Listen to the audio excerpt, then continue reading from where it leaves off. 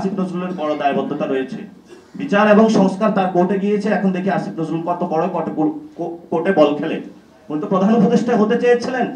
Consensus commission থেকে এই সংস্কার প্রক্রিয়ার যে পেপারগুলো রয়েছে এগুলো এখন আইন মন্ত্রণালয়ে গিয়েছে, অর্থাৎ এগুলো এখন আইন মন্ত্রণালয়ের কাজ। ফলত আসিফ নজরুলের সামনে দুইটা চ্যালেঞ্জ রয়েছে। এক নম্বর চ্যালেঞ্জ হলো এই সংস্কার প্রক্রিয়াগুলো জনগণের যে ন্যায্য দাবি তাকে বুঝিয়ে দিতে হবে। দুই নম্বর হলো বিচার প্রক্রিয়া তাকে বুঝিয়ে দিতে হবে। এই সংস্কার প্রক্রিয়া এবং বিচার প্রক্রিয়া যদি উনি বুঝিয়ে না দিতে পারেন তাহলে আসিফ নজরুলের বাংলাদেশে কোনো এক্সিট প্ল্যান নেই। প্রথমত ডক্টর ইউনূস শহীদ মিনারে যেতে হবে, আর এগুলো প্রস্তুত করে দিতে হবে আসিফ নজরুল রেগালয়েতে। এবং আসিফ নজরুল স্যারকে আমরা যথেষ্ট সম্মান করি। উনি বলেছিল যিনি লড়াই অভ্যুত্থান সবকিছুতে উনি ছিল, কিন্তু ওনাকে সেই আইন মন্ত্রণালয়ে বসানো হয়েছে এই জনগণের এই কাজটা করে দেওয়ার জন্য। ওনাকে এই কাজটা করে দিতে হবে। বাকি যারা উপদেষ্টা পরিষদে রয়েছে সেখানে যারা কোনো দল ভিত্তিক দলীয় দাস হিসাবে যদি কাজ করে জনগণের এই সংস্কার প্রক্রিয়াটা থমকে দেওয়ার চেষ্টা চালান তাহলে যেভাবে আপনারা বসেছেন সেভাবে আপনাদেরকে চলে যেতে হবে। তবে এবার এভাবে চলে যেতে পারেন না, বিচারের কাঠগড়ে আপনাদেরকে দাঁড় করাতে হবে। কারণ আপনাদেরকে আমরা সম্মানিত করেছি এই জন্যই যে বাংলাদেশের জনগণের যে অধিকার, বাংলাদেশের নতুন বাংলাদেশের যে স্বপ্ন, এই স্বপ্ন বুঝিয়ে দেওয়ার জন্য। আর এটা ডক্টর ইউনূস খুবই ভাগ্যবান মানুষ। বাংলাদেশ 2.0 যেটা অথবা নিউ রিপাবলিক, এটা ওনার হাত ধরে যাত্রা হচ্ছে। উনি একজন নোবেল লরিয়েট, ওনাকে আমরা সম্মান রাখি। যারা উপদেষ্টা পরিষদে রয়েছেন তাদেরকেও সম্মান রাখি। আপনাদেরকে এই কাজটা করে দিয়ে যেতে হবে। এখন হলো আমাদের প্রতি কিছু অভিযোগ রয়েছে বা বাংলাদেশের জনমনে কিছু প্রশ্ন রয়েছে, সেই প্রশ্নগুলোর উত্তর দিচ্ছি। 5 তারিখে আমরা শাহবাগ থেকেই ঘোষণাপত্র দিতে পারতাম, কিন্তু ওইখানে একটা বিশৃঙ্খলা সৃষ্টি ঘটানো হয়েছে। 5 তারিখে রাজনৈতিক দলগুলো কেন ক্যান্টনমেন্টে গেল?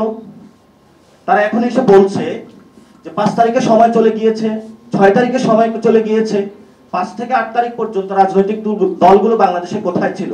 আমি অনেক রাজনৈতিক দলের আমির ওমারা বিখ্যাত ব্যক্তির সাথে কথা বলেছিলাম। ওনারা বলল যে আমাদেরকে ক্যান্টনমেন্টে নিয়ে যাওয়া হয়েছে, ফোন দিয়ে আমরাও কিছু বুঝতে পারতেছিলাম না বাংলাদেশে কি হচ্ছে। তাহলে ভাই আপনি রাজনীতিটা করলেন কেন? জনগণের এই ইমার্জেন্সি সিচুয়েশন আপনি কোনো রেসপন্স করতে পারেন নাই। আপনি কেন ক্যান্টনমেন্টে গিয়েছেন? আপনি শাহবাগে আসতেন, আপনি জনতার কাতারে আসতেন, আপনি যখন জনতা মাঠে তখন আপনি ক্যান্টনমেন্টে। তো ক্যান্টনমেন্টে আপনি হাজিরা দিতে হয়েছে কারণ গত 15 বছরে আপনি ক্যান্টনমেন্টের পিছনে দরজা দিয়ে হাজিরা দিয়েছেন। ফলত আপনার ওই দিন বাধ্য হয়ে ক্যান্টনমেন্টে আপনাকে উপস্থিত হতে হয়েছে। কিন্তু আমাদেরকে আহ্বান জানানো হয়েছিল, আমরা ক্যান্টনমেন্টে যাই নাই। আমরা জনতার কাতারে ছিলাম। আস্তে আস্তে করে এই বিষয়ে জনমত তৈরি করেছি। কনসেনসাস কমিশনের মাধ্যমে কিভাবে বাংলাদেশে একটি নতুন রিপাবলিক নিয়ে আসা যায় সেই প্রচেষ্টাটা আমরা চালিয়ে যাচ্ছি। ফলত এই দায়ভারটা আমাদের নাই, দায়ভারটা হলো যারা ক্যান্টনমেন্টে যে রাজনৈতিক দলগুলো উপস্থিত হয়েছে তাদের, এবং ইতিহাসে তাদের এই দায়ভারটা নিতে হবে। আর যদি দায় মুক্তি পেতে চান তাহলে এখনো সময় আছে। এই সংস্কার কমিশনের যে রিপোর্টটা এসেছে সেটা জনগণের প্রাপ্য হিস্সা, যেটা সাইন করে এবং বাস্তবায়ন প্রক্রিয়া গিয়ে জনগণকে আপনারা বুঝিয়ে দিন। আরএফএল অডিটর, বাঁকা হয় না, ফাঁকা হয় না, আর ভাঙা এক কথায় অসম্ভব। এই সংস্কার প্রক্রিয়া যদি আমরা বাংলাদেশে এস্টাবলিশ বা বাস্তবায়ন করতে না পারি তাহলে কি হবে? বাংলাদেশে 1 নম্বর একটা গৃহযুদ্ধ হবে। এই গৃহযুদ্ধের মাধ্যমে বর্তমান যে জিওপলিটিক্যাল সিচুয়েশন রয়েছে আমরা এই গৃহযুদ্ধের ভার নিতে পারবো না। ফলত রাজনৈতিক দলের কাছে আমাদের আবেদন যে আপনারা বাংলাদেশের জনগণকে কোনো গৃহযুদ্ধের মধ্যে ঠেলে দিবেন না। 2 নম্বর বিষয় হলো বহিঃশক্তির ইনফ্লুয়েন্সগুলো আরো বাড়ার প্রক্রিয়াগত কাজ চলছে। সেই জায়গা থেকে আমরা বলবো আপনারা লন্ডন হোক, তারপরে হলো ওয়াশিংটন হোক অথবা বেইজিং হোক, কোথাও দৌড়াদৌড়ি করবেন না। Dhaka is the prime. Dhaka হলো আমাদের সেন্টার। দক্ষিণ এশিয়ার আগামীতে ঢাকাকে সেন্টার বানাতে হবে আমাদের। এই স্বপ্ন নিয়ে আমরা কাজ করছি। ফলত যদি বিদেশে বেশি দৌড়াদৌড়ি করেন তাহলে বাংলাদেশের জনগণের সামনে আসলে জনগণ আপনাদেরকে হয়তো ঝাড়ু মিছিল দিয়ে ঝাড়ু দিয়ে পিটাবে অথবা জুতা পিটা করবে। এই জন্য হলো আপনাদের মান সম্মান রক্ষা করার জন্য, নিজেদের বাচ্চার দিকে তাকিয়ে কথা বলার জন্য বাপ হিসাবে, মা হিসাবে জনগণের পক্ষে আপনাদেরকে দাঁড়াতে হবে। না হলে ভবিষ্যতে আপনাদের বাংলাদেশে কোনো নিস্তার নাই। তাহলে এইসব বড় বড় পার্টি চলে গিয়ে নতুন নতুন জনগণ থেকে অটোমেটিক পার্টি গড়ে উঠবে। আর এনসিপির যে ভবিষ্যৎ অনেকে চিন্তা করে, আমরা এটা জানি আমরা সরকার গঠন করব ভবিষ্যতে। কারণ আমরা জনগণের মধ্যে থাকবো, জনগণের কথাগুলো বলবো। জনগণ যখন আমাদেরকে আইডেন্টিফাই করতে পারবে, এরাই তো আমাদের পক্ষে কথা বলছে, জনগণ আমাদেরকে ভোট দেবে। কারণ আমরা কখনো পিছনের দরজা দিয়ে ক্যান্টনমেন্টে ঢুকবো না, পিছনের দরজা দিয়ে কোনো বিদেশি এম্বাসিতেও ঢুকবো না। আমরা জনগণের সাথেই থাকবো ইনশাল্লাহ, জনগণের সাথে আমাদের মৃত্যু হবে ইনশাল্লাহ ভবিষ্যতে। ফলে এই জনগণের শক্তিকে যারা ব্যাহত করতে চায়, জনগণের কনস্টিটিউশনকে বাদ দিয়ে কোনো দলীয় কনস্টিটিউশন বা ধর্মীয় কনস্টিটিউশন বা কোনো ব্যক্তির কনস্টিটিউশন যদি বাংলাদেশে কেউ কায়েম করতে চায়, বাংলাদেশে তাদের জায়গা হবে না। আর সামনে ইলেকশন আসতেছে, ইলেকশন তাহলে কেমন ইলেকশন হবে? ইলেকশন এটা হলো লাউ কদুর ইলেকশন। লাউ হলো বিএনপি, কদু হলো জামাত। তারা 4 দলীয় জোটে লাউ কদু একসাথেই ছিল, জোলে অম্বল ছিল। লাউ তরকারি খারাপ না, কিন্তু আপনারা যে লাউ কদু ইলেকশন করতে যাচ্ছেন, সেই লাউ কদু ইলেকশনের আগে অনেকগুলো প্রসেস আপনাদের লাগবে। এই জন্য হলো আমরা বাংলাদেশে কোনো এই লাউ বিএনপি আর কদু এই জামাত এই দুইটার কোনো ইলেকশন দেখতে চাচ্ছি না।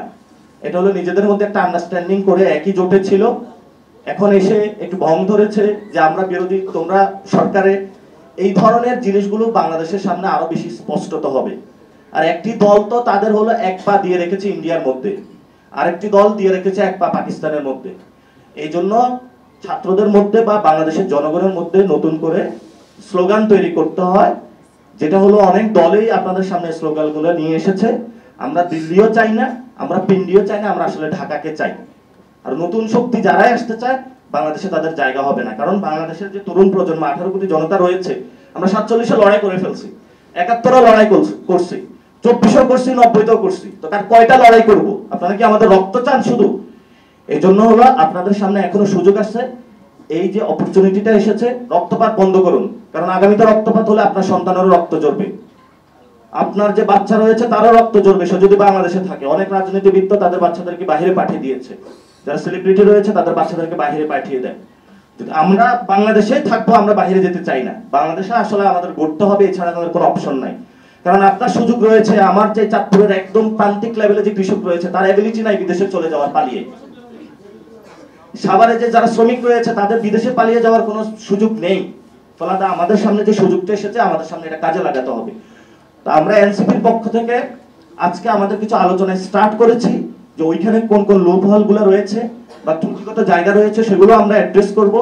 যারা এক্সপার্ট রয়েছেন তাদেরকেও আমরা নিয়ে আসবো, কথা শুনবো, আপনাদের মধ্য দিয়ে জনগণের মধ্যে জানান দিব। আসিফ নজরুলের বড় দায়বদ্ধতা রয়েছে, বিচার এবং সংস্কার তার কোর্টে গিয়েছে। এখন দেখি আসিফ নজরুল কত বড় কোর্টে বল খেলে। উনি তো প্রধান উপদেষ্টা হতে চেয়েছিলেন, এখন দেখি উনি আসলে বাংলাদেশের মানুষের কতটুকু প্রয়োজনটা উনি পূরণ করে দিতে পারেন। আর অন্যান্য উপদেষ্টারাও যেতে হবে, ডক্টর ইউনূসকে শক্ত হাতে এই মাঝি হতে হবে, অথবা এই তরির ভার নিতে হবে। এবং ভবিষ্যতে আমাদের যারা আর্মির সৈনিক ভাইরা রয়েছেন, তারা গণঅভ্যুত্থানে এসেছিলেন, তাদেরকে পুরস্কৃত করতে হবে। আহত শহীদ ফ্যামিলি যারা রয়েছেন, তাদের নিরাপত্তার দায়িত্ব নিতে হবে। এবং বাংলাদেশের ব্যবসায়ী যারা রয়েছেন, তারা খুব বেকায়দা রয়েছেন। নতুন বাংলাদেশের অর্থনৈতিক পুনর্গঠনে এই বাংলাদেশের কনসেনসাস কমিশনের মধ্য দিয়ে যে একটি প্রক্রিয়াগত জায়গা আমরা এসেছি, এটা বাস্তবায়নের আইনি ভিত্তি নিয়ে নতুন বাংলাদেশের স্টার্ট করে দিন।